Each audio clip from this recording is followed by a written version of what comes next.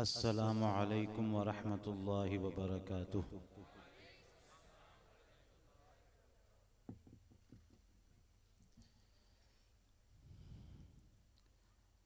अल्हम्दुलिल्लाह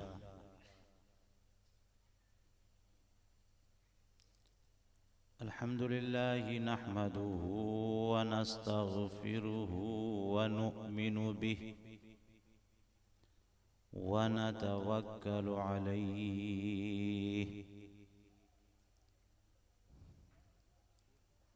व नऊज़ु बिल्लाहि मिन शुरूरि अंफुसिना व मिन सय्यिआति अअमालिना।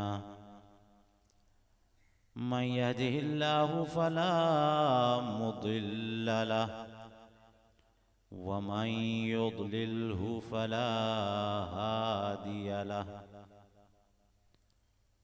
व नशहदु अन ला इलाहा इल्लल्लाहु वहदहु ला शरीक लहु ला नज़ीर लहु वला मसील लहु वला वकील लहु।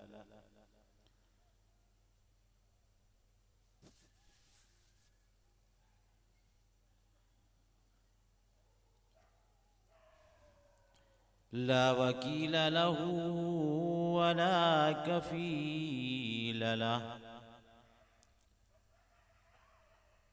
व नशहदु अन्न सय्यिदना व मौलाना व मअवाना व मलजाना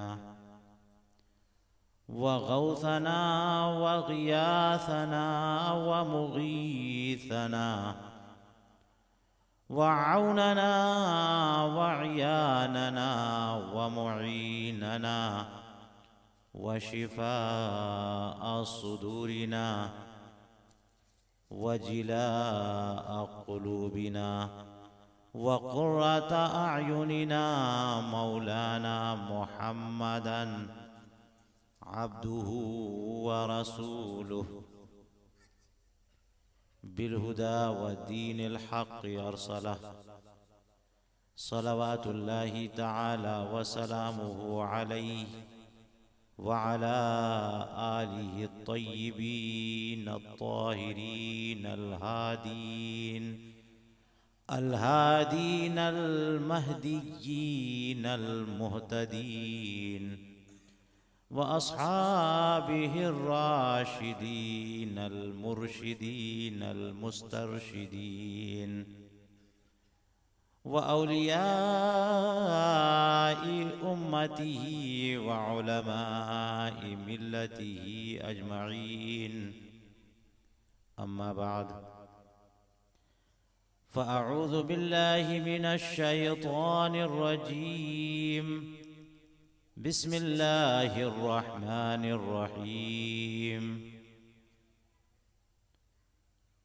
मा कान मुहम्मदुन अबा अहदिम मिर रिजालिकुम वलाकिन रसूलल्लाहि व खातमन नबिय्यीन। आमन्तु बिल्लाहि सदक़ल्लाहुल अलियुल अज़ीम व सदक़ रसूलुहुन नबियुल अमीनुल करीमुर रऊफ़ुर रहीम। व नहनु अला ज़ालिक लमिनश शाहिदीन वश्शाकिरीन वल्हम्दुलिल्लाहि रब्बिल आलमीन।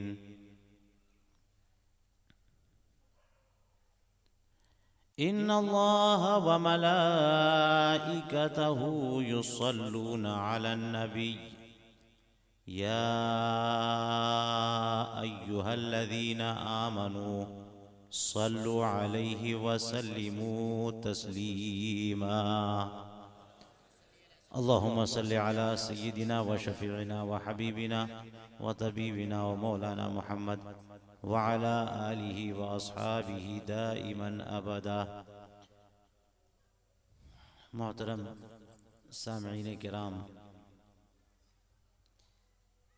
स्टेज पर रौनक अफरोज़ उलमा, शुआरा और तलबा का एक जम्मे गफ़ीर है।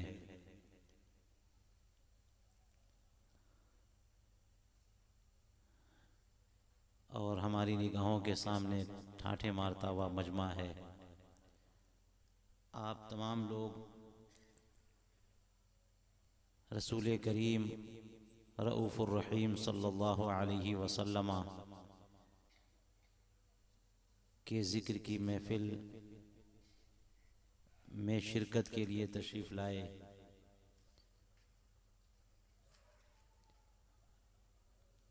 आज बड़ी खूबसूरत और अच्छी अच्छी नातें और मनक़बतें आपको सुनने को मिली और निहायत ही वलवला अंगेज़ ख़िताब जो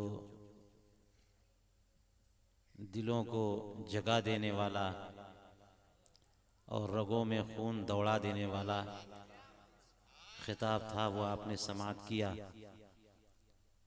अब थोड़ी देर एक बैठी हुई भी तकरीर समाअत कर लें।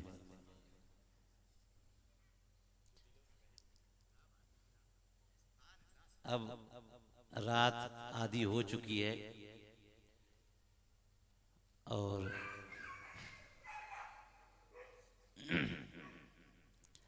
ऐसे वक्त में माइक मेरे हवाले किया गया कि जो वक्त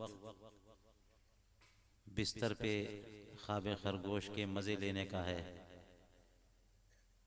लेकिन हम इस कीमती वक्त में कुछ काम की बातें, कुछ अच्छी अच्छी बातें रसूल करीम अलैहिस्सलातु वस्सलाम की कर लेते हैं, ताकि ये बेदारी क़यामत के दिन काम आए।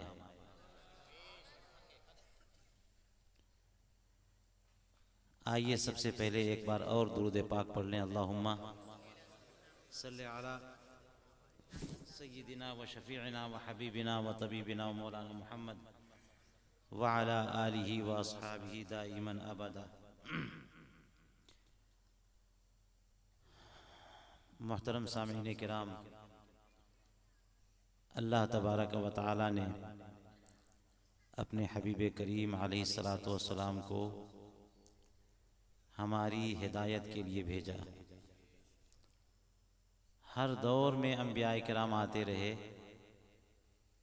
और अपने अहद के लोगों को दीन की तरफ बुलाते रहे। और जो भी अंबिया किराम, जो भी नबी जिस इलाक़े में, जिस ज़माने में आए, उस ज़माने के तमाम लोगों में अफजल थे। मगर हम लोगों को प्लस पॉइंट मिला ये कि हमें तमाम अंबिया किराम का सरदार मिल गया।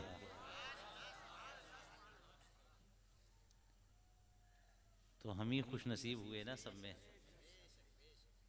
ज़ालिक फ़ज़लुल्लाह युअतीहि मन यशा, ये अल्लाह का फजल है, जिसे चाहे वो अता करता है। एक हदीस पाक है कि सुबह से दोपहर से असर तक एक लेबर को, एक मजदूर को किसी ने हायर किया, तो उसने काम किया।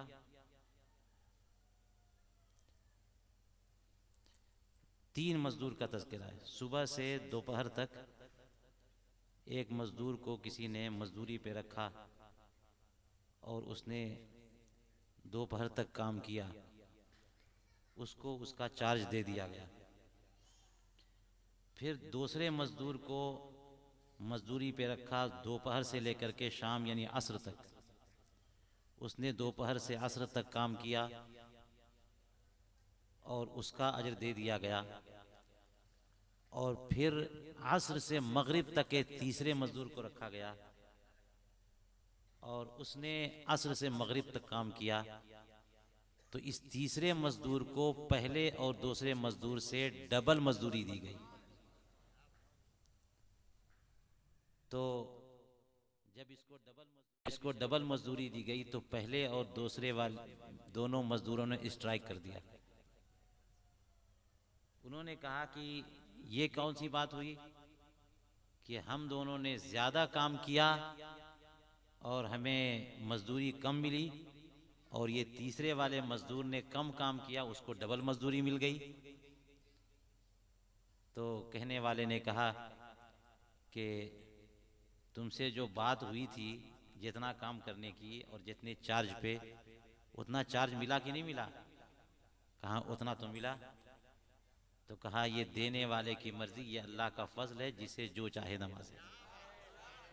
रसूल करीम अलैहिस्सलातु वस्सलाम फरमाते हैं कि पहले मजदूर से किनाया है यहूद, और दूसरे मजदूर से मुराद है नसारा, और तीसरे मजदूर से मुराद है मुसलमान। तो मुसलमानों को अल्लाह तबारक व तआला ज्यादा देना ही चाहे तो कौन रोक सकता है? एक और बात नोट कर लीजिए, कुरान मुक़द्दस में एक सूरा है सूरह क़द्र, इन्ना अंज़लनाहु फी लैलतुल क़द्र वमा अदराका मा लैलतुल क़द्र लैलतुल क़द्री खैरुम मिन अल्फ शहर। शब क़द्र के बारे में कहा गया कि 1000 महीनों से भी अफजल है। तो 1000 महीनों को अगर मिला करके कैलकुलेट करें, टोटल निकालें, तो 80 से 82 साल तक का की टाइम बनता है। 82 साल। तो शबे कद्र में एक रात में कोई इबादत करे तो उसे 82 साल तक की गई इबादतों के बराबर सवाब मिलता है। तो उस पर बात ये आई कि ये मुसलमानों को इतनी बड़ी रात कैसे दे दी गई? तो उसका जवाब ये कि पहली उम्मतों में लोग होते थे तो उनकी ज़िंदगी बड़ी लंबी लंबी होती थी, 300 साल, 400 साल, 500 साल, कोई 900 साल। हजरत नूह अलैहिस्सलाम 1600 साल। आम तौर पे लोगों की जिंदगी 3 डिजिट में होती थी, अब तो सिमट करके 2 ही डिजिट में आ गई है, और 50 के बाद ही लोग बूढ़े होना शुरू हो जाते हैं। तो फरमाया कि पहली जो उम्मतें थीं उनको टाइम ज्यादा मिला, और रसूल करीम अलैहिस्सलातु वस्सलाम एक हदीस पाक में फरमाते हैं कि मेरी उम्मत की एवरेज जो एज होगी मा बैना 50 व 70, 50 से लेकर के 70 के दरमियान तक होगी। ये एवरेज, यानी हो सकता है कोई 80-90 वाला भी हो, और हो सकता है कोई 30-40 वाला भी हो। टोटल जब एवरेज निकालेंगे तो 50 to 70। तो पहले 100, 200, 300 साल, 500 साल, और हमारी उम्मत को उम्र कितनी मिली? यही कोई 70-80 साल, 50 साल, 60 साल। तो वही मजे में रहे कि कई 100 साल इबादत किए, और इस उम्मत का क्या बनेगा कि जो 40-50 साल ही मौका मिला इनको इबादत करने का। तो अल्लाह तबारक व तआला ने खास करम ये फरमाया कि शबे कद्र दे दिया। लो, एक ही रात तुमको इतनी बड़ी दे दी कि एक ही रात में तुम इबादत करो, 82 ईयर्स की इबादत को आप कंप्लीट कर जाओ। अगर इसी तरह 10-20 साल शबे कद्र में इबादत कर गए तो फिर कहां तक सवाब पहुंचेगा। ज़ालिका फ़ज़्लुल्लाहि युअतीहि मन यशा, ये अल्लाह का करम है, जिसे चाहे अता कर दे।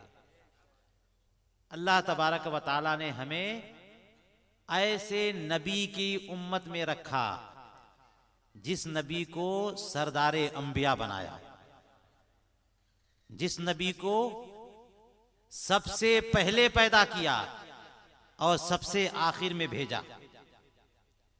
ये भी अजीब व गरीब बात है।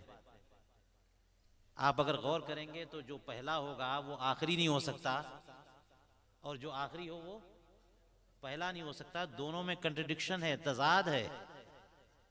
आप अगर इस मजलिस में पहली मर्तबा आए हैं, सबसे पहली बार आए हैं, तो आप सबसे आखिरी नहीं माने जा सकते। और अगर सबसे आखिरी में आए हैं तो पहले नहीं माने जा सकते। तो जो अव्वल है वो आखिर नहीं हो सकता, और जो आखिर है वो अव्वल नहीं हो सकता। मगर अल्लाह तबारक व तआला ने रसूल करीम अलैहिस्सलातु वस्सलाम को अव्वल भी बनाया। हुवल अव्वलु वल आखिरु वल ज़ाहिरु वल बातिन। वो अव्वल भी हैं, आखिर भी हैं, जाहिर भी हैं, बातिन भी हैं। तो मामला ये है कि अव्वल होना भी एक एजाज की बात है, और आखिर होना भी एक इज्जत और ऑनर की बात है। अव्वल होना कैसे इज्जत की बात है कि भाई सबसे पहले सैयदना सिद्दीक़ अकबर रज़ी अल्लाह अन्हु सबसे पहले मुसलमान हुए, है ना इज्जत की बात, है ना इज्जत की बात। सबसे पहले कोई मुल्क का प्राइम मिनिस्टर बनता है तो फिर उसका नाम हिस्ट्री में आ जाता है कि नंबर 1, सबसे पहला। तो सबसे पहला जो कोई शख्स होता है, अव्वलियत अपने आप में एक मकाम रखती है।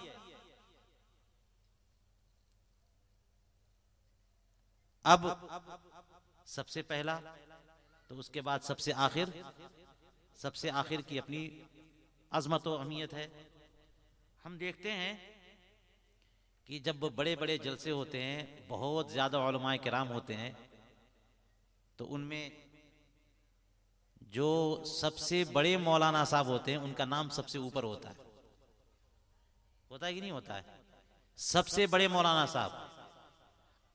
और पब्लिक के पास कोई ऐसा पैरामीटर नहीं है, कोई थर्मामीटर नहीं है जिससे वो इल्म की गहराई नाप ले कि कौन बड़े वाले मौलाना साहब हैं और कौन छोटे वाले मौलाना साहब हैं। तो वो तो पोस्टर देख करके पता अंदाजा लगाते हैं लोग कि सबसे ऊपर जो नाम होगा ना, सबसे मोटा वाला, वो सबसे बड़े वाले मौलाना साहब। बात समझ में आ रही? ये तो पर्दे के पीछे, बिहाइंड द कर्टेन, जो सारे निजाम को चला रहा होता है, वो जानता है, वो डिसाइड करता है कि सबसे बड़ा कौन है, और फिर वो मंजरनामे पे पेश करता है कि सबसे बड़ा कौन है।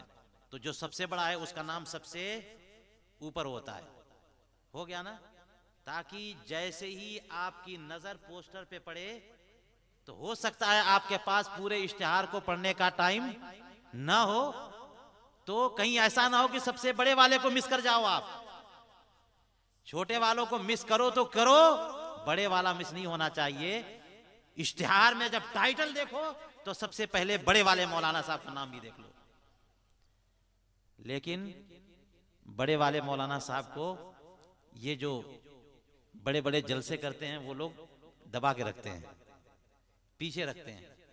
पहले जितने छोटे वाले मौलाना साहब हैं सब लोग तकरीर करते जाते हैं, नात पढ़ते जाते हैं, तकरीर।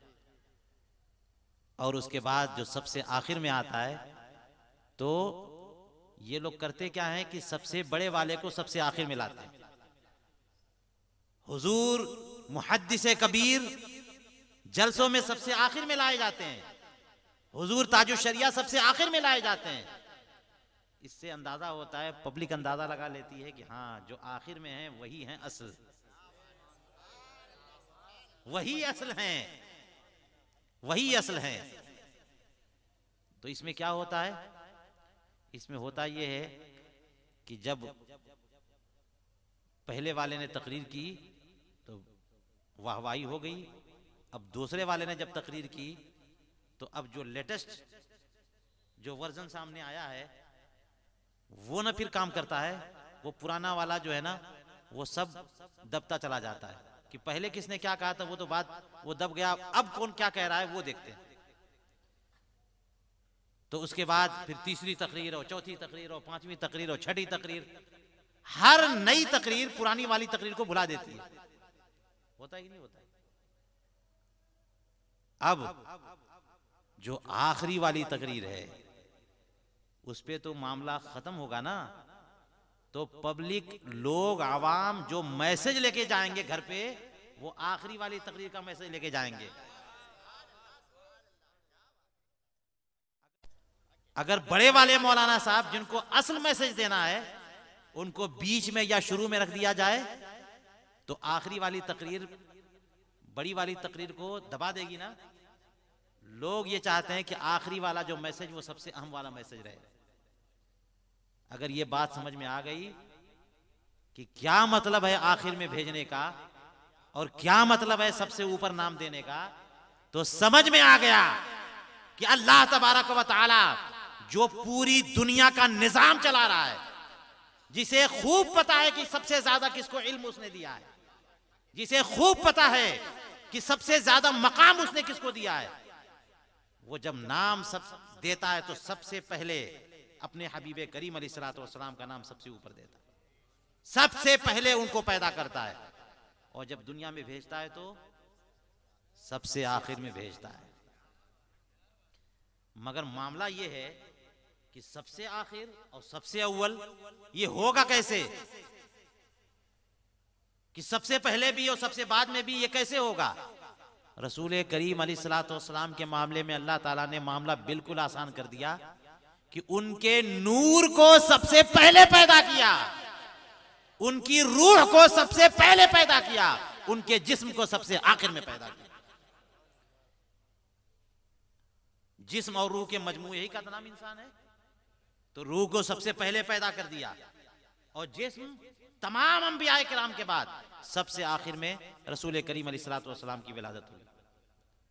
तो वो अव्वल भी हैं और आखिर भी हैं, अव्वल भी हैं और आखिर भी हैं। अब अल्लाह तबारक व तआला ने उनको दुनिया में सबसे आखिर में भेजा।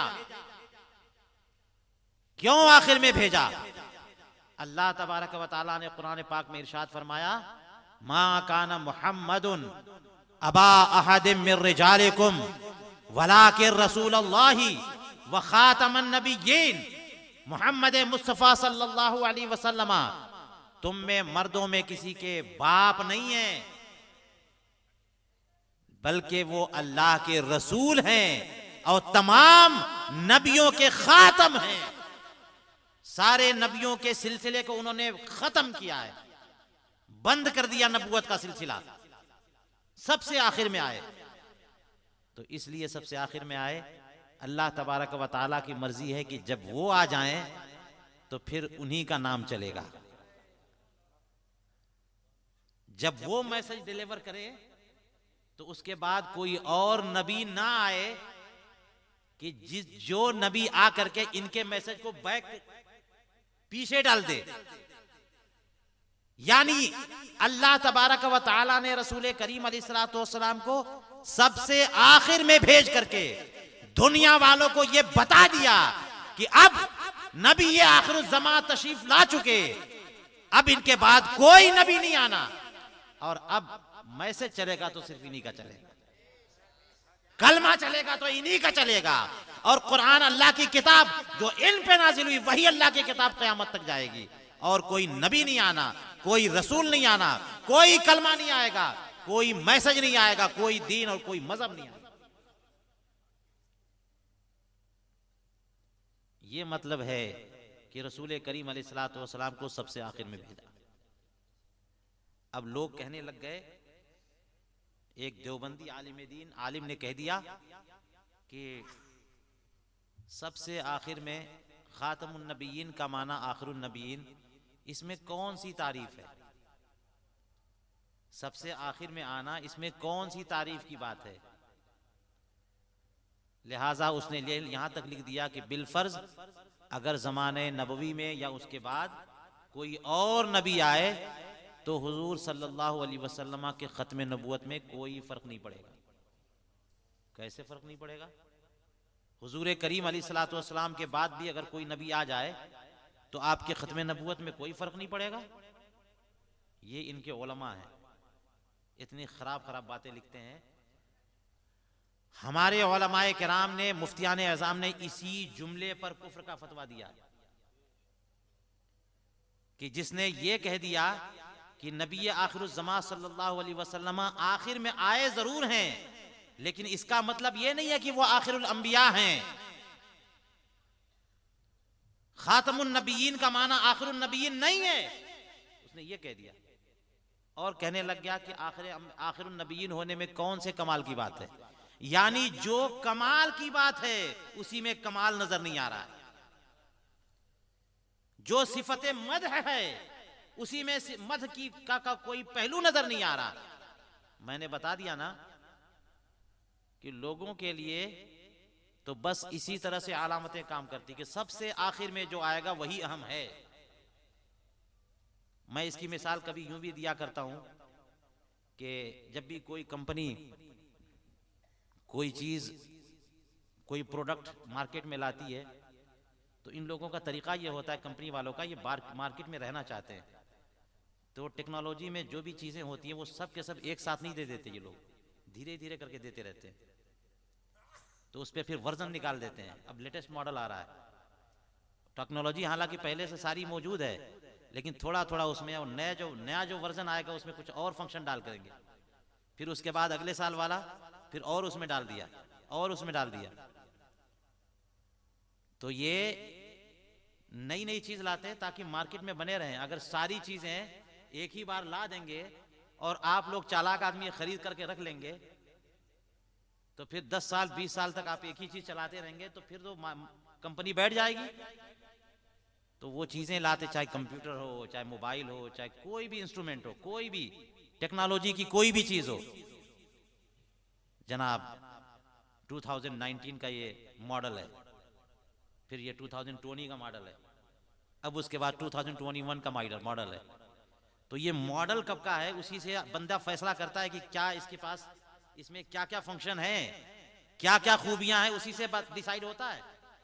अगर कार लेने गए यूज्ड कार तो पहले पूछते हैं कि कौन सा मॉडल है, तो पता चला कि 2015 का मॉडल है, समझ में आ गया कि उसमें क्या क्या खूबी होगी, क्या क्या खराबी होगी।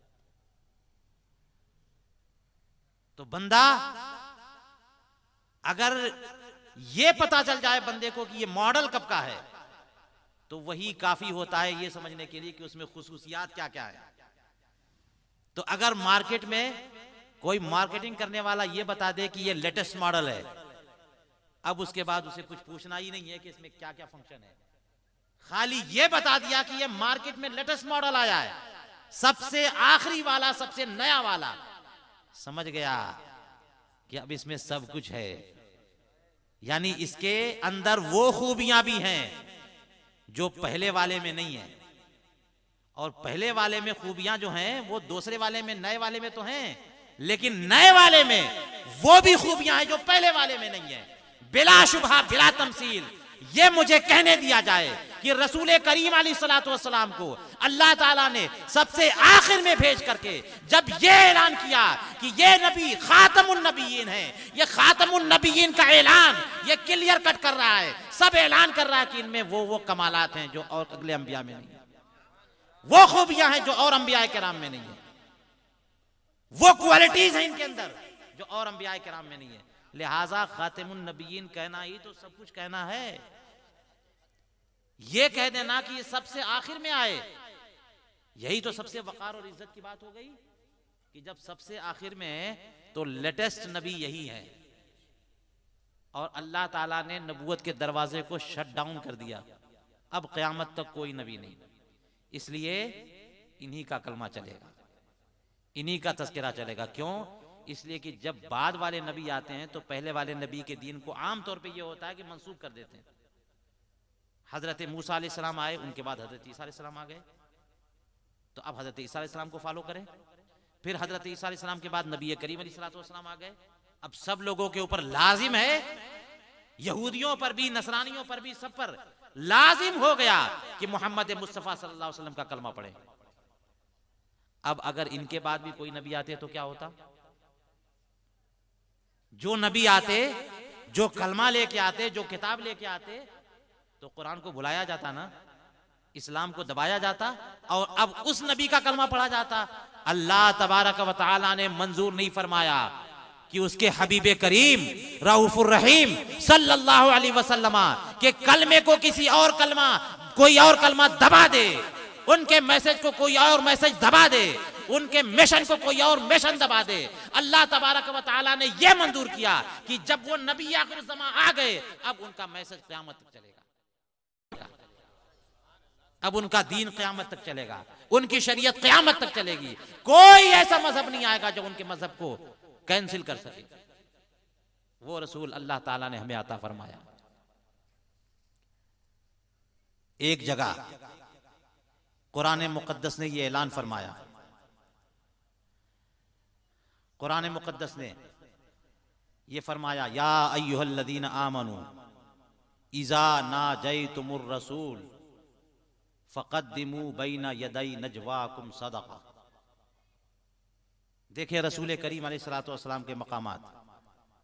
फरमाया, ए ईमान वालो, जब तुम लोग रसूल सल्लल्लाहु अलैहि वसल्लम के साथ सरगोशी करो, प्राइवेसी में कोई बात करो, तो पहले सदका निकाल दो।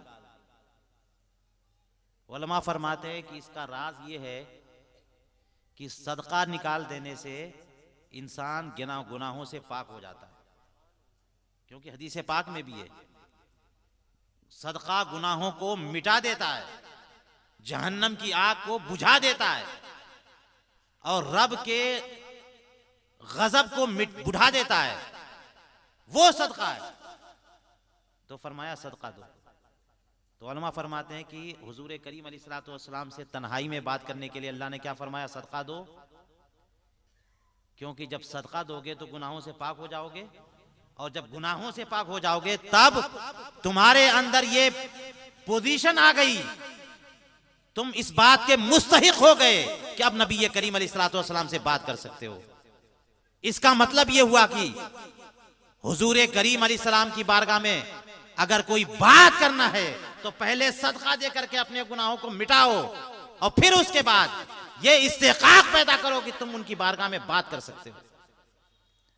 तो जब ये आयत करीमा नाजिल हुई तो सैयदना अली इब्न अबी तालिब रज़ियल्लाहु ताला अन्हु फरमाते हैं कि जब ये आयत करीमा नाजिल हुई तो मैं हुजूर करीम अलैहिस्सलाम की बारगाह में आया और मैंने पूछा, या रसूल अल्लाह, ये तो आयत करीमा नाजिल हुई कि अगर आपसे पर्सनली कोई क्वेश्चन करना है तो सदका दो और फिर क्वेश्चन कर सकते, सवाल कर सकते, तो वो सदका कितना है, कितना सदका देना है?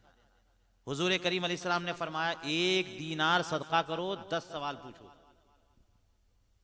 1 दीनार सदका करो और 10 सवाल पूछ सकते हो। तो इसमें भी बात ये थी कि जो लोग करीब हैं, जो लोग भी सवाल करने लग जाते हैं, अगर पर्सनल सवाल है तो फिर बाकी लोगों का नुकसान होता है। अगर हुजूर करीम अलैहिस्सलातु वस्सलाम सबसे बात करें तो सबका फायदा हो, और अगर एक एक लोग उनको तन्हाई में ले जाएं और अपना जाती सवाल करें तो उनका तो काम बनाओ, बाकी लोगों का नुकसान हुआ। अल्लाह तबारक व तआला ने सदका रख दिया, और सदका ये कंसल्टेशन फीस नहीं है जो वकील लिया करते हैं कि तन्हाई में बात करो फीस दो। ये सदका हुजूर करीम अलैहिस्सलातु वस्सलाम को नहीं देना है, ये गुरबा और फकरा को देना है, ताकि जो रसूल करीम अलैहिस्सलातु वस्सलाम से तन्हाई में बात करेगा तो वो तो फायदा उठा रहा है, उसके इस फायदा उठाने की वजह से गरीबों का भला हो जाए, फकीरों का भला हो जाए, दूसरों का फायदा हो जाए। तो अब सैयदना अली इब्न अबी तालिब रज़ियल्लाहु अन्हु ने पूछा कि सदका कितना? फरमाया, 1 दीनार दो और 10 सवालात पूछो। फौरन 1 दीनार सदका दिया और आकर के रसूल करीम अलैहिस्सलातु वस्सलाम से 10 सवालात पूछ लिए। किसने? सैयदना अली इब्न अबी तालिब। 10 सवालात हल कर लिए।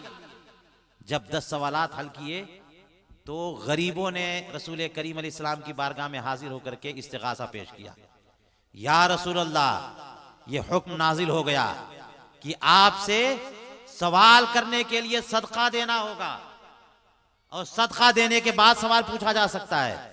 या रसूल अल्लाह, जो गरीब सदका नहीं दे सकते, पैसा नहीं है उनके पास, तो इसका मतलब ये कि उनके पास ऑप्शन ही नहीं है कि आपसे कोई सवाल कर सके। अल्लाह तबारक व तआला ने उसके बाद वो आयत नाजिल फरमा दी, जिसके बाद ये सदका मंसूख फरमा दिया।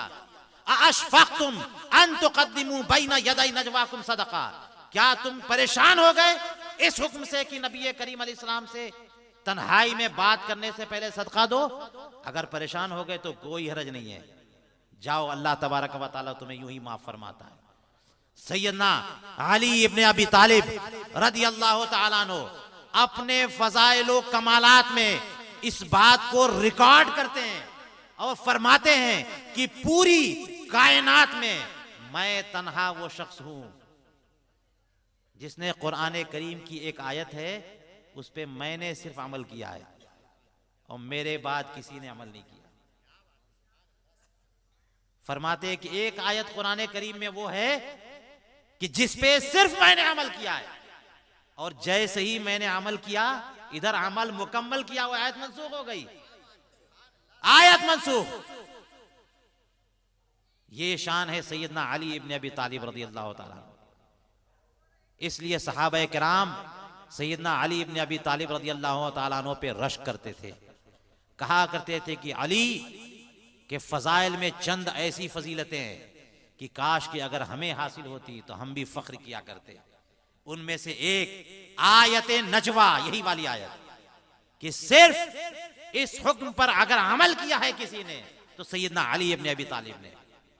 और एक और फजीलत कि उनकी प्यारी प्यारी बेटी फातिमा जहरा उनके निकाह में आई, खातून जन्नत उनके निकाह में आई। ये फजाइल कमालात सैयदना अली इब्ने अबी तालिब रज़ी अल्लाह ताला जो हासिल हुए, इन फजाइल की बुनियाद पर सैयदना अली इब्ने अबी तालिब रज़ी अल्लाह अन्हु सहाबा किराम में एक मकाम रखते थे। एक मकाम था उनका। एक मर्तबा रसूल करीम अलैहिस्सलातु वस्सलाम उन्हीं सैयदना अली इब्ने अबी तालिब रज़ी अल्लाह अन्हु को खिताब करके इरशाद फरमाते हैं कि सुनो, अल्लाह ताला ने सबकी नस्ल को उसकी पुश्त में रखा है, मगर ऐ अली मेरी नस्ल को अल्लाह ताला ने तुम्हारी पुश्त में रखा है। मेरी नस्ल को अल्लाह ताला ने तुम्हारी पुश्त में रखा है।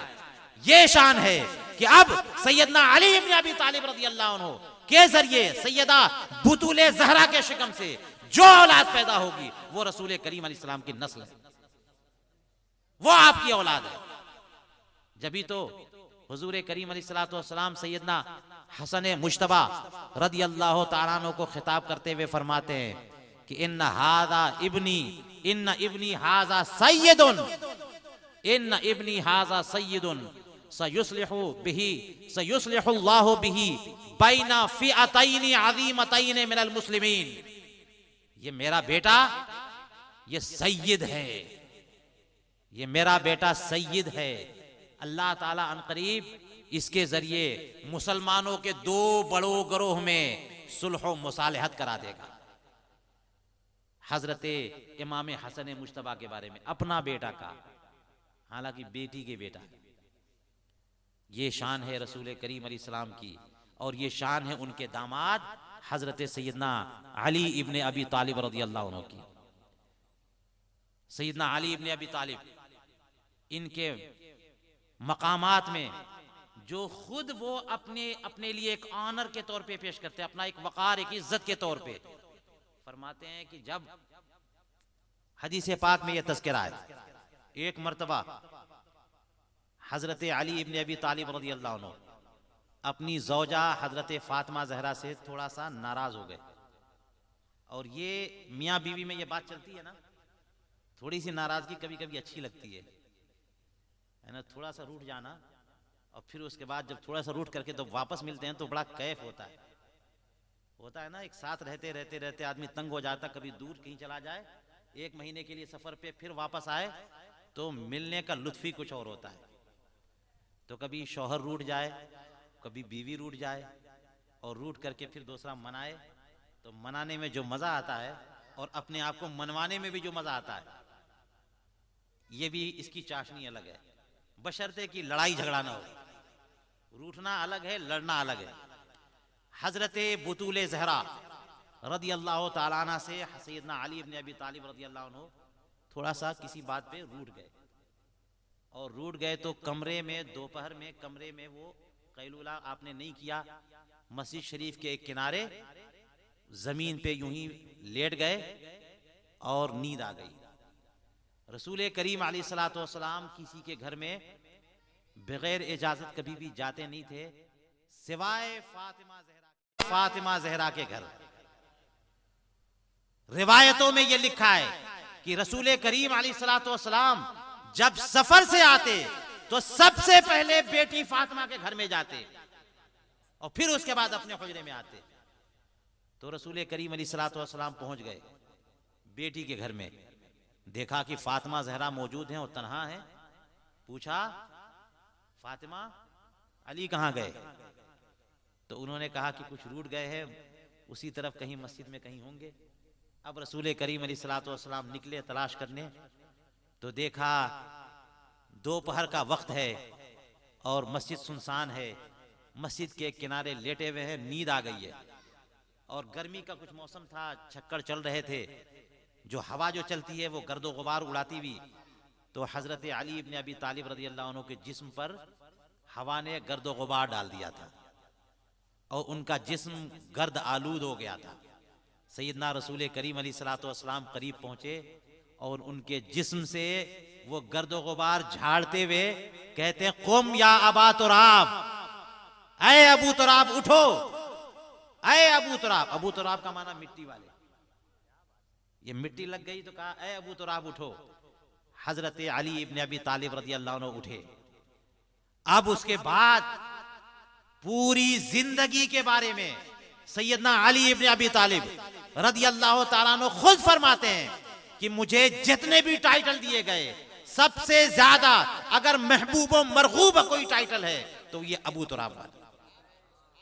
सैयदना सिद्दीक अकबर रज़ी अल्लाह ताला अन्हु जब उन्हें बुला के पुकारते ऐ अबू तुराब, बहुत शौक से सुनते थे। किसी ने अगर अबू तुराब कह दिया बहुत तवज्जो से सुनते। क्यों? इसलिए कि हुजूर करीम अलैहिस्सलाम का दिया हुआ नाम अबू तुराब। जब रसूल करीम अलैहिस्सलाम का दिया हुआ खिताब कोई बुला पुकारता, वो उस खिताब से पुकारता, खुश हो जाते। वो है सैयदना अली इब्न अबी तालिब रज़ी अल्लाह ताला अन्हु। जब मकाम सहबा में खैबर से वापसी में जब मंजिल की थी, स्टे किया था वहां पे, तो सब लोगों ने नमाज पढ़ ली। हजरत अली इब्न अबी तालिब ने अभी असर की नमाज नहीं पढ़ी थी कि रसूल करीम अलैहिस्सलाम को आराम करने की जरूरत पेश आई।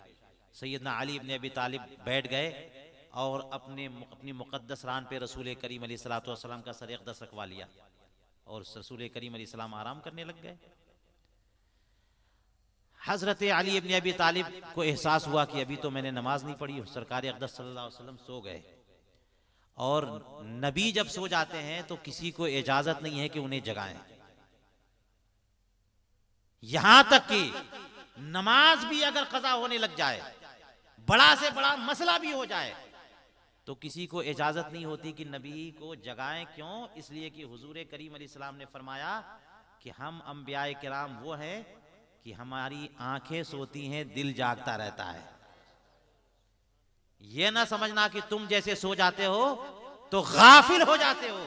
नबी भी सो जाए तो गाफिल हो जाएं, कुछ भी हो जाए, नबी जब सो जाते हैं सब लोग इंतजार करते हैं कब उठेंगे, कब उठेंगे, कब उठेंगे। तो हजरत अली इब्न अबी तालिब रज़ी अल्लाह अन्हु खामोश, यहां तक कि सूरज डूब गया और आपकी असर की नमाज कज़ा हो गई। असर की नमाज कज़ा हुई, सैयदना अली इब्न अबी तालिब रज़ी अल्लाह अन्हु की आंखों से आंसू जारी हो गए, आंसू जारी हुए। रसूल करीम अलैहिस्सलाम के चेहरे अनवर पे गरम गरम पानी महसूस होने लग गए, वो आंसू। हुजूर करीम अलैहिस्सलाम बेदार हो गए। फरमाया अली क्यों रो रहे हो? अर्ज की या रसूलल्लाह असर की नमाज अदा नहीं की। हुजूर करीम अलैहिस्सलाम ने सूरज डूबे हुए सूरज को एक इशारा किया, डूबा सूरज निकल आया और उसके बाद सैयदना अली इब्न अबी तालिब ने अपनी नमाज असर अदा कर ली। ये मकाम है सैयदना अली इब्न अबी तालिब का। मैं कहता हूं कि अगर सूरज को पलटा दिया गया तो नमाज असर तो कज़ा हो चुकी थी, वो तो कज़ा हो गई, वो तो कज़ा हो गई, तो सूरज पलटाने से फायदा क्या हुआ? किसी की नमाज छूट जाए तो फिर अगले वक्त में वो कज़ा कर ले। सूरज को दोबारा निकाल दिया तो इससे क्या फायदा हुआ?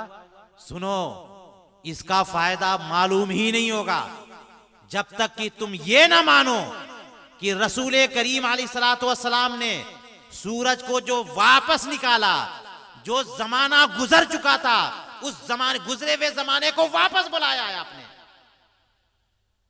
गुजरे हुए जमाने को कोई वापस नहीं बुला सकता है। जो जमाना गुजर गया है उसको वापस कोई बुला ही नहीं सकता। किसी के पास अथॉरिटी नहीं है कि कोई वो जमाना वापस बुलाए। रसूल करीम अलैहिस्सलाम ने सूरज को पलटाया, इसका मतलब यह कि वो जमाना वापस बुलाया, तब तो उनकी नमाज असर अदा होगी, वरना फिर कज़ा की कज़ा रही। ये शान है रसूल करीम अलैहिस्सलाम के मुअजिज़े की, और ये शान है रसूल हजरत अली इब्न अबी तालिब की, इनकी नमाज की। अब बताइए, सैयदना अली इब्न अबी तालिब के मकामात तो कोई पहुंच सकता है? उनसे अफजल और आला अगर सहाबा किराम में कोई हैं तो वो सिर्फ 3 हैं। सैयदना अबू बकर सिद्दीक, सैयदना उमर फारूक, सैयदना उस्मान इब्न अफ़्फ़ान रज़ियल्लाहु अन्हु। उनके बाद जितने भी सहाबा किराम, 1 लाख से ज्यादा की तादाद में, सारे सहाबा किराम हमारे सर के ताज हैं, लेकिन सबका नंबर सैयदना अली इब्न अबी तालिब के बाद आता है। उन तमाम में सबसे आला, सबसे अफजल, सबसे बरतर अगर कोई नाम है तो सैयदना अली इब्न अबी तालिब का। ये शान है। अब आइए मैं इस मकाम पर चंद और बातें अर्ज करूं कि सैयदना अली इब्न अबी तालिब रज़ियल्लाहु ताला अन्हु के मकामात को बताते बताते कभी कभी ऐसा होता है कि कोई गुमराही भी इस बीच में ले आता है। और वो गुमराही क्या है? वो गुमराही ये है कि तमाम सहाबाए किराम में सबसे ज्यादा जिसका मकाम है वो अबू बकर उमर है। कभी कभी बाज लोग सैयदना अली इब्न अबी तालिब रज़ियल्लाहु अन्हु की मोहब्बत में यहां तक कह देते हैं कि वो सबसे अफजल है, यानी अबू बकर सिद्दीक और उमर फारूक, इन बुजुर्गों रज़ियल्लाहु ताला अन्हुमा, इनसे भी अफजल। ऐसे लोगों को तफजीली कहा जाता है। ऐसे लोग गुमराह हैं, रास्ता भटक चुके हैं। ऐसे लोगों के ऊपर वाजिब है कि उस अकीदे की तरफ वापस आए जो अहले सुन्नत वल जमात का मुत्तफ़िक़ा और इजमाई अकीदा है। और वो अकीदा ये है कि तमाम अंबिया किराम के बाद तमाम अहले ईमान में सबसे अफजल व आला और सबसे बरतर व बाला अगर कोई नाम है तो अबू बकर सिद्दीक है। ये हुजूर करीम अलैहिस्सलातु वस्सलाम ने खुद सैयदना अली इब्न अबी तालिब रज़ियल्लाहु ताला अन्हु से खिताब करते हुए फरमाया, तुम्हारी मिसाल तो सैयदना ईसा अलैहिस्सलातु वस्सलाम की है कि तुम्हारे बारे में 2 तरह के लोग गुमराह हो जाएंगे। एक वो है जो तौहीन करके, और दूसरे वो हैं जो गुलू, मोहब्बत में गुलू करके। तो यही हुआ, खवारिज ने तौहीन की, गुमराह हो गए। सैयदना अली इब्न अबी तालिब रज़ियल्लाहु अन्हु की के खिलाफ बकवास की, यहां तक कि कुफ्र का फतवा लगाया, माअज़ल्लाह, गुमराह हो गए। और कुछ लोग रवाफिज हैं जिन्होंने खुद को शियाने अली कहा। कहते कहते वो यहां तक कह गए कि सैयदना अली इब्न अबी तालिब रज़ियल्लाहु अन्हु रसूल करीम अलैहिस्सलातु वस्सलाम के बाद दीगर तमाम अंबिया किराम से अफजल हैं, माअज़ल्लाह। ये गुमराही है। अहले सुन्नत वल जमात का इजमाई अकीदा कि कोई गैर नबी को किसी एक नबी पर अगर फजीलत देगा तो ये काफिर होगा। किसी एक गैर नबी को किसी नबी पर फजीलत नहीं हो सकती। रसूल करीम अलैहिस्सलाम ने फरमाया कि तुम्हारी मोहब्बत में कोई गुलू करेगा वो रास्ता भटक जाएगा। किसी ने यहां तक गुलू किया कि सैयदना अली इब्न अबी तालिब को कहा कि अल्लाह तबारक व तआला उनकी ज़ात में हुलूल कर गया, माअज़ल्लाह। ऐसे लोगों को गाली कहा जाता है, इनके कुफ्र में शक भी नहीं किया जा सकता। ये मामला इनका। तो ये ज़माना बड़ा फितने का ज़माना है। इस ज़माने में बहुत सारे सुन्नी लोग जो सो कॉल्ड सुन्नी, अब वो तफजीली बनते चले जा रहे हैं, तफजीली बनते चले जा रहे हैं। क्यों? शियों की मोहब्बत में। उनको सुन्नियों से मोहब्बत नहीं है, उनको गैरों से मोहब्बत है। ये अजीब पॉलिसी लोगों ने इख्तियार कर ली है। किसको राजी करना है? दूसरों को राजी करना है, अपने घर वालों को नाराज करके। मुखालिफत करेंगे तो घर वालों को की मुखालिफत करेंगे। ये घर किसी घर का ये हाल किसी घर का ये हाल हो कि माँ बाप को नाराज किए करें और दूसरे की माँ बाप को खुश करें, ये कौन सी बात हो गई? अपने भाइयों से लड़ाई रखें और दूसरे के भाइयों से दोस्ती करें।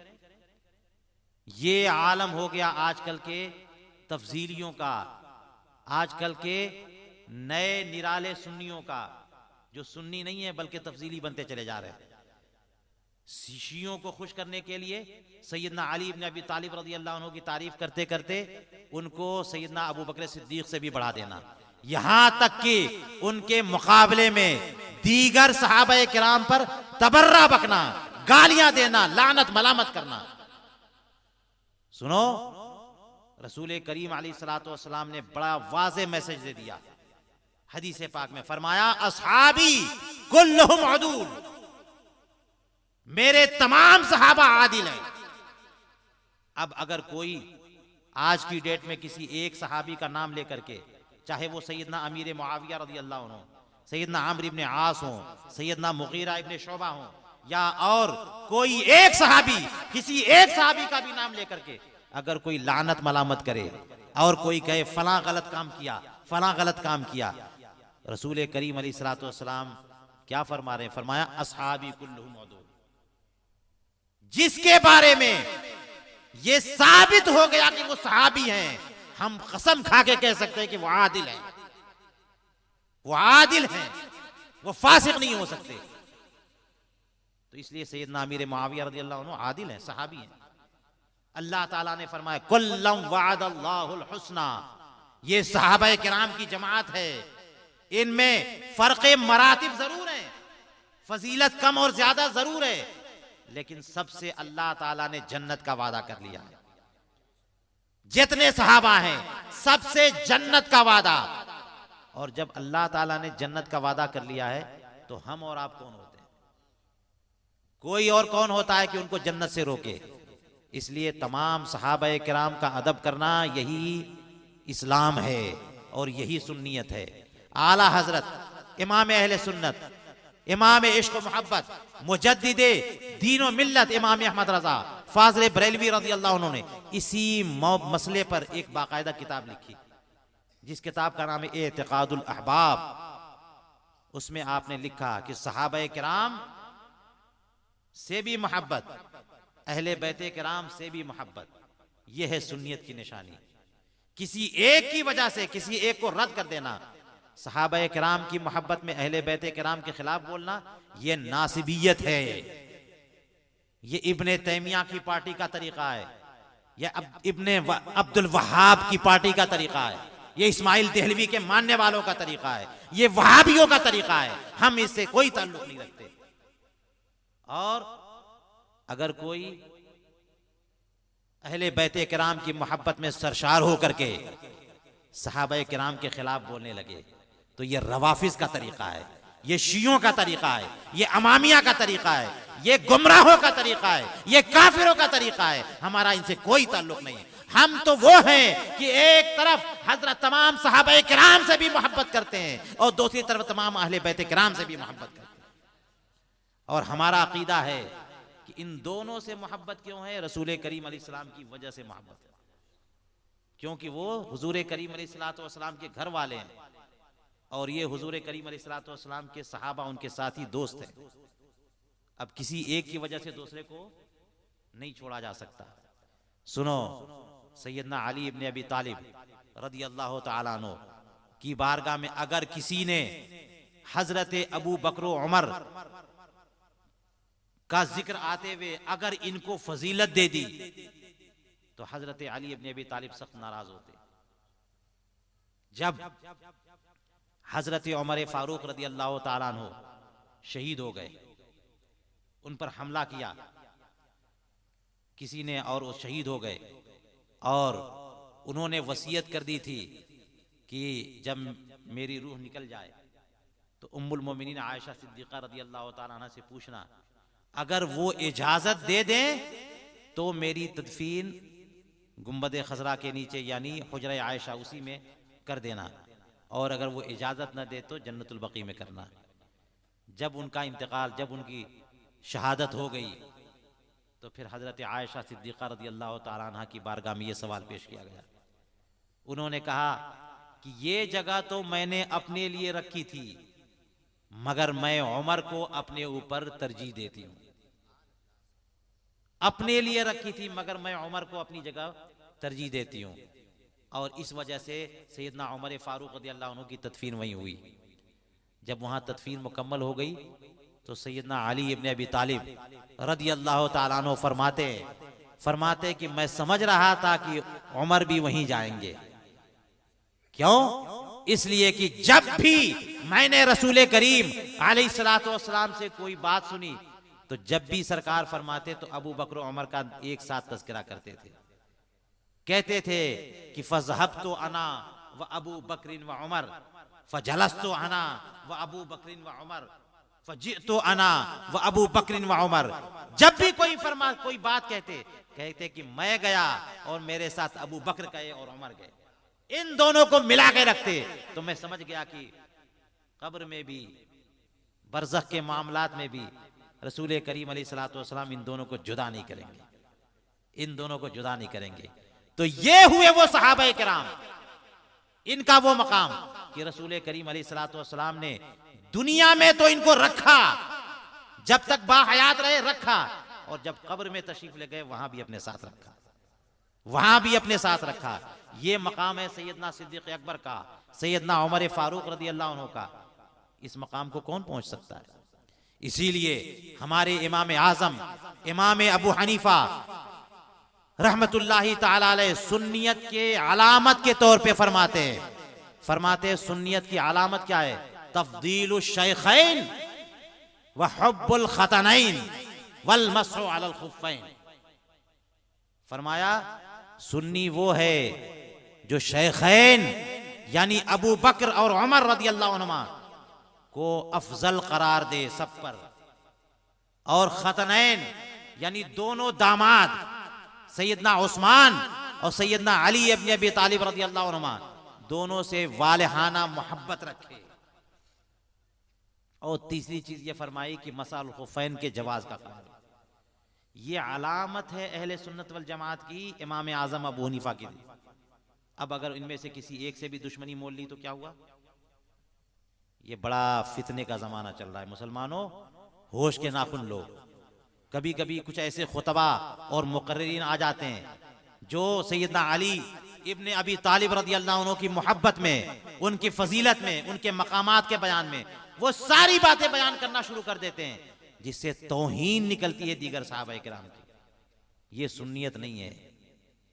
किसी एक सहाबी की तौहीन करने की इजाजत नहीं मिलेगी। खुद सैयदना अली इब्न अबी तालिब रज़ियल्लाहु अन्हु फरमाते कि हम तमाम सहाबा किराम में सबसे ज्यादा बहादुर कौन है? जब ये पूछा गया उनसे तो कहने लगे कि सबसे ज्यादा बहादुर अबू बकर सिद्दीक है। तो उनसे पूछा गया कैसे? उन्होंने बताया कि मैदान बद्र में जब 313 की तादाद में हम मुसलमान थे और दुश्मनों की तरफ से 1000 से बड़ा लश्कर मौजूद था, उस वक्त हम लोग एक एक करके दुश्मन के मुकाबले में जा रहे थे और हजरत अबू बकर सिद्दीक रज़ियल्लाहु अन्हु रसूल करीम अलैहिस्सलाम के साथ खड़े थे। फरमाया कि हम लोग मुकाबले में एक एक जा रहे थे तो हमारे एक के मुकाबले में एक तीर था, एक के मुकाबले में एक तलवार थी, मगर ये जितने भी 1000 से ज्यादा की तादाद में दुश्मन आए थे ये सब किस लिए आए थे? मोहम्मद मुस्तफ़ा सल्लल्लाहु अलैहि वसल्लम के खिलाफ आए थे। गोया 1000 तीरों का निशाना हुजूर करीम अलैहिस्सलाम थे, 1000 तलवारों का निशाना हुजूर सल्लल्लाहु अलैहि वसल्लम थे। तो हम लोग तो एक के मुकाबले में एक, और लेकिन हमसे इनसे दुश्मनी नहीं थी, असल दुश्मनी रसूल करीम अलैहिस्सलाम से थी। तो इसलिए अकेले आना आसान बात थी, मगर रसूल करीम अलैहिस्सलाम के साथ रहना ये मुश्किल बात है। क्यों? क्योंकि जो रसूल करीम अलैहिस्सलाम के साथ होगा उसे अच्छी तरह अंदाजा होगा कि 1000 तीरों का निशाना इन्हीं की तरफ है, 1000 तलवारों का निशाना इन्हीं की तरफ है। सारे लोग चाहेंगे कि उन्हीं का काम तमाम कर दे। अब हजरत अबू बकर तमाम कर दे। अब हजरत अबू बकर सिद्दीक रज़ी अल्लाह अन्हु जब रसूल करीम अलैहिस्सलाम के साथ होते तो कभी दाएं जाते, कभी बाएं जाते, कभी आगे जाते, कभी पीछे जाते। फरमाते थे कि जब ये अंदेशा होता कि कहीं उधर से तीर आ जाए तो कहीं रसूल करीम अलैहिस्सलाम को लहूलहान न कर दे, मैं आगे बढ़ जाता हूं कि वो तीर इससे पहले कि रसूल करीम अलैहिस्सलाम के जिस्म में पैवस्त हो, मेरे सीने में पैवस्त हो जाए, मेरे सीने में पैवस्त हो जाए। गोया अबू बकर सिद्दीक एक साथ 1000 तलवारों का मुकाबला कर रहे थे, 1000 तीरों के मुकाबला कर रहे थे। फरमाया ये हैं अबू बकर सिद्दीक जो सबसे बहादुर है, सबसे बहादुर, अशजा शाहजहान। सारी दुनिया सैयदना अली इब्न अबी तालिब रज़ी अल्लाह अन्हु को हिम्मती मानती है, बिलाशुबहा हैदर कर्रार हैं, सैफ जुल्फ़िकार हैं, हजरत अली इब्न अबी तालिब हैं अशजा शाहजहान। मगर अली इब्न अबी तालिब रज़ी अल्लाह अन्हु के अशजा शाहजहान कौन है? उनके नजदीक सबसे हिम्मती, सबसे दलेर और सबसे बहादुर कौन है? वो अबू बकर सिद्दीक। लिहाजा मुसलमानों, कभी भी ऐसा ना हो कि उनकी मोहब्बत में किसी और दूसरे की तौहीन हो जाए। ये सहाबा किराम का मकाम और मर्तबा है। रसूल करीम अलैहिस्सलातु वस्सलाम ने सहाबा किराम के बारे में फरमाया, अस्हाबी कन नुजूम बिअय्यिहिम इक्तदैतुम इहतदैतुम। मेरे सहाबा ये सितारों की तरह है, सितारों की तरह है कि उनमें से किसी एक की भी पैरवी करोगे तो राह रास्त पे पहुंच जाओगे। हुजूर ताजुश शरिया अलैहि रहमत व रिजवान ने इसी हदीस पाक की तशरीह में और तखरीज में एक बाकायदा किताब लिखी। क्यों? इसलिए कि बाज लोग ये कहते हैं कि हदीस पाक साबित नहीं है, यानी ये बिल्कुल बातिल है। हुजूर ताजुश शरिया फरमाते हैं कि सनदन ये साबित ना हो हैं, लेकिन हकीकतन साबित है। सनद के एतबार से साबित ना हो, लेकिन हकीकत में ये हदीस पाक साबित है। अस्सहाबतु नुजूमुल इहतिदा, इस नाम से हुजूर ताजुश शरिया अलैहि रहमान ने किताब लिखी। तो इसका मतलब यह हुआ कि सहाबा किराम को सितारे करार दिया गया, सितारे हैं। तो इसका मतलब यह हुआ कि हम वो सुन्नी लोग हैं कि हम न अहले बैत किराम को छोड़ सकते हैं, न सहाबा किराम को छोड़ सकते हैं। अहले बैत किराम की मोहब्बत में सहाबा किराम के खिलाफ नहीं बोल सकते, और सहाबा किराम की मोहब्बत में अहले बैत किराम के खिलाफ नहीं बोलते। रसूल करीम अलैहिस्सलातु वस्सलाम की हदीसों से यह बात साबित है कि जो अहले बैत से जो मोहब्बत करता है वो रसूल करीम अलैहिस्सलातु वस्सलाम से मोहब्बत करता है। और फरमाया एक हदीस पाक में कि जिसने अहले बैत से मोहब्बत की तो अहले बैत किराम से मोहब्बत दीन का हिस्सा है, अहले बैत किराम से मोहब्बत ईमान का हिस्सा है। और इसी तरह सहाबा किराम, यहां तक कि अंसार सहाबा किराम के बारे में फरमाया कि जिसने अंसार से मोहब्बत की उसने दीन को मुकम्मल किया, यह दीन का हिस्सा है, यह ईमान का हिस्सा है। तो यह सहाबा किराम की शान है, ये मकामात हैं इन बुजुर्गों के। हजरत अबू बकर सिद्दीक रज़ी अल्लाह ताला अन्हु के जो कमालात, के जो फजाइल हदीस पाक की किताबों में ये मौजूद हैं। सुभान अल्लाह, एक सिलसिला है। इमाम इब्ने हजर हैतमी ने इसी मौजू पर बाकायदा एक किताब लिखी जिसका नाम है अस्सवाइकुल मुहर्रिका, अस्सवाइकुल मुहर्रिका। उसमें पूरी तफसीलात मौजूद हैं। हजरत सिद्दीक अकबर रज़ी अल्लाह ताला अन्हु, उनके बारे में रसूल करीम अलैहिस्सलातु वस्सलाम क्या क्या इरशाद फरमाते हैं। एक मर्तबा कोई बंदा कोई शिकायत लेकर के रसूल करीम अलैहिस्सलाम की बारगाह में आ गया। रसूल करीम अलैहिस्सलाम की बारगाह में सिद्दीक अकबर रज़ियल्लाहु अन्हु की। उस वक्त रसूल करीम अलैहिस्सलातु वस्सलाम फरमाते हैं, ला तुज़ूनी फी अबी बकर, ऐ लोगो अबू बकर के मामले में मुझे तकलीफ मत दिया करो, अबू बकर के मामले में मुझे कोई तकलीफ मत दिया करो। क्यों? इसलिए कि फरमाते हैं कि मां कल्लम तो अहदन फिल इस्लाम इल्ला वलहु कबवा मा खला अबी बकर। कसम है अल्लाह की, जिससे भी मैंने इस्लाम के बारे में बात की उसने मुझसे टाइम लिया, वक्त लिया, उसने सोचने का वक्त लिया, सिवाय अबू बकर के। फरमाया कि जब भी किसी मसले में मैंने अबू बकर से बात की तो उन्होंने सोचने का कोई टाइम नहीं लिया। जब भी मैंने कोई कहा अबू बकर तैयार हो गए। जिस मसले में मैंने बात की अबू बकर ने सोचने का कोई टाइम नहीं लिया। ये शान है अबू बकर सिद्दीक रज़ी अल्लाह अन्हु की। तो रसूल करीम अलैहिस्सलाम क्या फरमाते हैं? आप फरमाते हैं कि मुझे अबू बकर के बारे में कोई अजियत मत दो, कोई अजियत मत दो। मुझे तो वो हदीसें भी जहन में आ रही हैं जिसे कि हजरत रसूल करीम अलैहिस्सलातु वस्सलाम ने हजरत फातिमा ज़हरा बुतूल ज़हरा रदी अल्लाह ताला अन्हा के बारे में फरमाया कि जो फरमाते फातिमतु बदअतुम मिन्नी फमन अग़दबहा अग़दबनी फमन आज़ाहा आज़ानी। ये फातिमा मेरे जिस्म का एक लोथड़ा है, मेरे जिस्म का एक टुकड़ा है।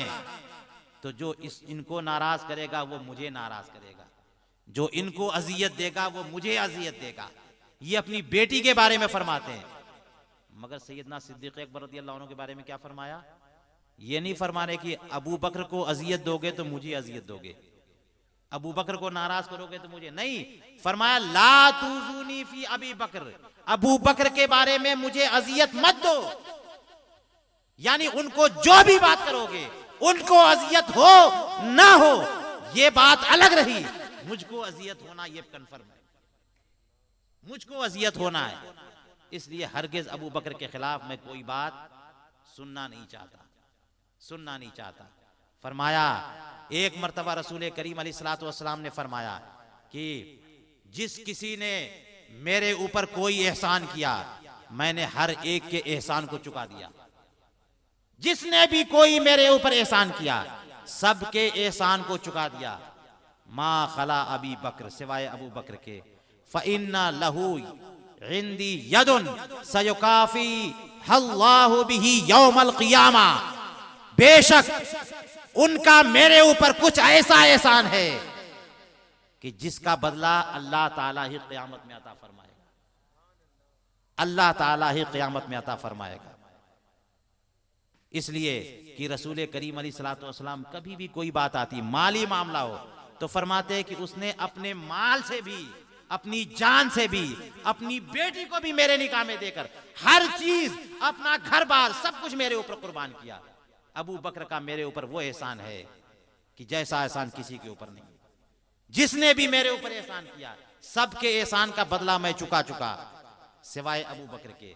उनका वो एहसान है कि अल्लाह ताला क़यामत के दिन चुकाएगा। ये शान है सैयदना सिद्दीक़ अकबर रज़ी अल्लाह अन्हु की। अब बताइए उनके मकाम को कौन पहुंच सकता है? तो कभी कभी बाज लोग ये सब शुगुफा छोड़ते हैं कि अबू बकर सिद्दीक खिलाफत में एक नंबर पर है मगर विलायत में सैयदना अली इब्न अबी तालिब एक नंबर पे है। ये खुद गुमराही वाली बात है। विलायत से मुराद अगर अल्लाह रब्बुल इज्जत की बारगाह में कुर्ब है तो सुन ले, कसरते सवाब हो या कुर्बे रब्बुल अरबाब हो या अफजलियत हो, कोई भी टाइटल हो, हर मामले में हजरत सिद्दीक अकबर रज़ी अल्लाह अन्हु अफजलुल बशर हैं। तमाम अंबिया किराम के बाद अफजलुल बशरी बादल अंबिया बित्तहकीक अगर कोई है पूरी कायनात में तो वो सिर्फ सैयदना अबू बकर सिद्दीक रज़ी अल्लाह। इसलिए इस अकीदे से अगर हटोगे तो ये गुमराही होगी, चाहे किसी भी टाइटल से हटे, किसी तौर पर भी हटे। इसलिए हमें इस मामले में बहुत मोहतात रहने की जरूरत है। अल्लाह तबारक व तआला हमें तमाम किस्म की गुमराहियों से बचाए, तमाम बद एतकादियों से बचाए, और ख़ास तौर से इस ज़माने में जो तफजीलियत की राह का फितना उभरा है, अल्लाह तबारक व तआला हमें तफजीलियत से बचाए। अल्लाह तबारक व तआला हमें तमाम इस तरह के तमाम फितनों से बचाए। वाखिरु दावाना अनिल हम्दुलिल्लाहि रब्बिल आलमीन। अस्सलामु अलैकुम व रहमतुल्लाहि व बरकातुहू। या नबी सलाम अलैका, या रसूल सलाम अलैका, या हबीब सलाम अलैका, सलावतुल्लाह अलैका।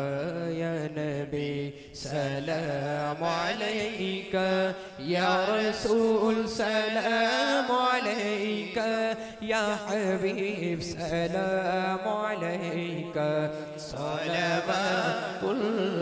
अलैका तलअल बद्रु अलैना मिन सनियतिल वदाई वजब शुक्र अलैना जगमगा उठा ज़माना पूरी गाती थी तराना या हबीबी या रसूल अल्लाह या नबी सलाम अलैका या रसूल सलाम अलैका या हबीब सलाम अलैका सलवातुल्लाह अलैका अस्सलामु अलैका या रसूल अल्लाह, अस्सलातु वस्सलामु अलैका या हबीब अल्लाह, अस्सलातु वस्सलामु अलैका या खैर खल्क़िल्लाह, अस्सलातु वस्सलामु अलैका या नूरम मिन नूरिल्लाह। दुआ करिए, अल्लाहुम्मा सल्लि अला सय्यिदिना व शफीइना व हबीबिना व तबीबिना व मौलाना मुहम्मद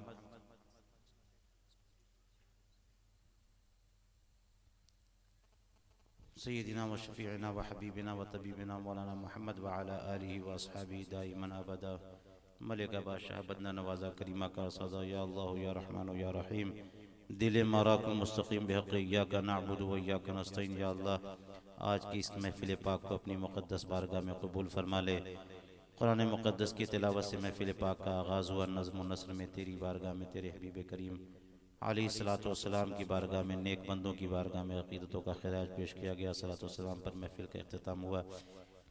किसी भी मरहले में कोई ख़ता सरज़द हो गई हो तो या अल्लाह दरगुज़र और माफ़ फरमा दे। और या अल्लाह इस महफिल पाक को अपनी बारगाह में कबूल फरमा कर जितने शुरका यहाँ पर हाजिर आए सबको अपनी बारगाह में शर्फ़ कबूल अता फरमा। और या अल्लाह सबको कसीर कसीर सवाब अता फरमा दे। या अल्लाह, इस महफिल पाक के सदक़े में सबकी बिगड़ियाँ बना दे, सबकी मुश्किलात हल फरमा दे, सबके मसाइल हल फरमा दे। या अल्लाह, इन हाज़रीन में कितने लोग ऐसे हैं जो बीमार हैं, या अल्लाह सबको शिफ़ा आजिल कामिल अता फरमा दे। कितने ऐसे लोग हैं जो कर्ज़ में दबे हुए हैं, या अल्लाह कर्ज़ तले दबे हुए हैं, उनको कर्ज़ से या अल्लाह सुबुक्दुश फरमा दे।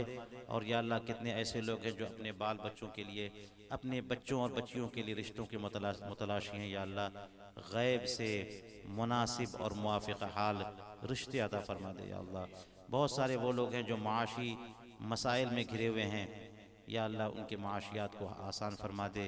माशी तौर पर, तिजारती और सनअती तौर पर या अल्लाह पाली के मुसलमानों को इस्तेहकाम अता फरमा, उरूज व इर्तिक़ा के बुलंद मकाम तक पहुँचा दे। या अल्लाह, और या अल्लाह, जिन लोगों ने इस महफिल पाक का एहतमाम किया है उनको इसका अज्र दुनिया में भी अता फरमा और आखिरत में भी अता फरमा।